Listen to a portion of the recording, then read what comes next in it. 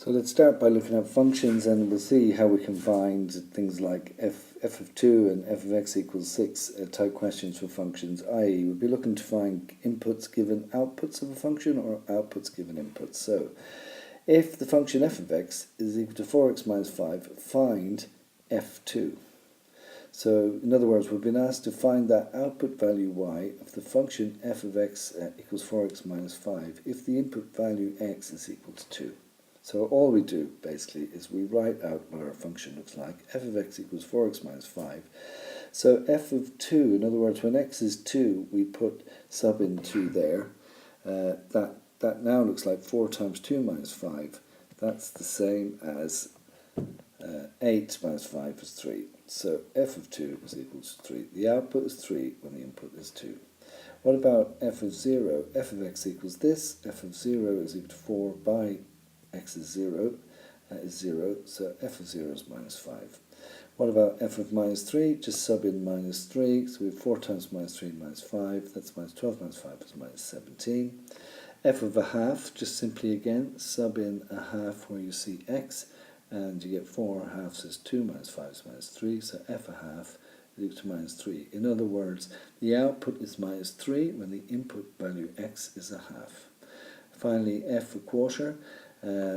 We just simply put a quarter in here for x and a quarter into the function, and we see that the output is minus 4. So the output is minus 4 when the input value x is 1 quarter. Now the second, or the other way around, that you can be asked questions about functions if you're given the function, if f of x equals 5x minus 2, solve. In other words, find the value for x, the following equation. So we're asked to find f of x equals 8.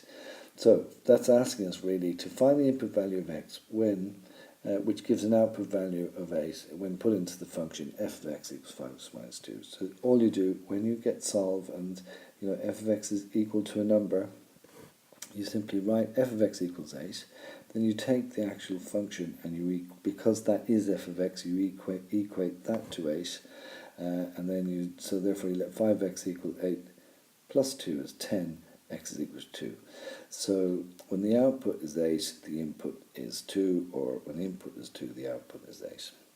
Solve f of x equals 3, so let 5x minus 2 equals 3, 5x equals 5, x is equal to 1. So when the input value x is 1, the output value y is 3. Solve f of x equals minus 12, so 5x minus 2 equals minus 12, 5x equals minus 10, x equals to minus 2. So when x is minus 2, y is minus 12. Okay, and look at this one here. A function is defined by f colon x such that x maps to 5x minus 7. Find f of 4. So look, don't worry about this, just rewrite, that's what it looks like, the function, rewrite it like this, so f of x equals 5x minus 7.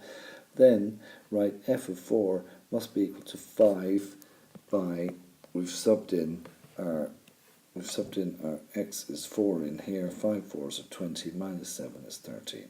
So when the input value into this function, x is equal to 4, your output value y will be equal to 13.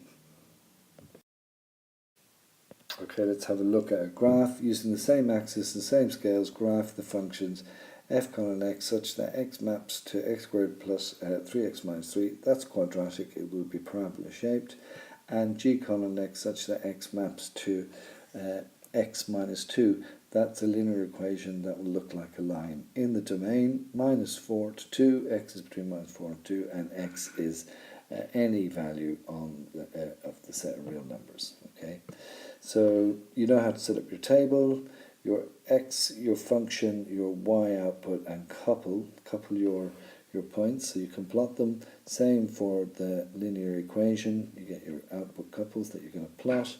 Look at your scales to see how on your x, and for this graph, how much to the left and right you're going to go, and for your y, how high and how low. Same for here. So you get an idea of your scales. So I've plotted this graph from minus 5 to plus 5, and from 7 to minus 6. I could do 7 to minus 7 to be more symmetrical, but that's fine. Okay, the first question is then to find, I might just move this over here. The First question is to find the roots of the equation. The roots of the equation, x squared plus 3x minus 3 equals 0. That's basically saying find the x values where that function cuts the y-axis at y equals 0. Okay, that is the point A and B, where this function cuts the y-axis. So my answer A is minus 3.8, that's the x value here, and my y value, or sorry, my x value on the other side is 0.8. Then I'm asked to find the roots of the equation where this function, the parabola, is equal to minus 2, i.e. at y equals minus 2. So I draw this line at y equals minus 2. I see where it cuts the parabola, and I see what the x value is there. That's at C. And I see where this one cuts here. The x value is at D. So it's minus 3.3 and D is 0.3. In other words, draw a line through y equals minus 2 and note the x values where the line cuts the curve. Up here, I'm asked to find the roots of the equation f of x equals g of x. That actually means where the line and the curve intersect. Okay, so there's one point there, and so that root is at E, which is minus 2.4 back this way. And the other point where they intersect is here, and that's up here, and that's at f, and that's at 0.4. Then I'm asked to find the minimum value of f of x. So in other words, I look at f of x and I see where's its minimum value. It's down here, and that's at y equals minus 5.25. Then it's here, sorry, it's that line there.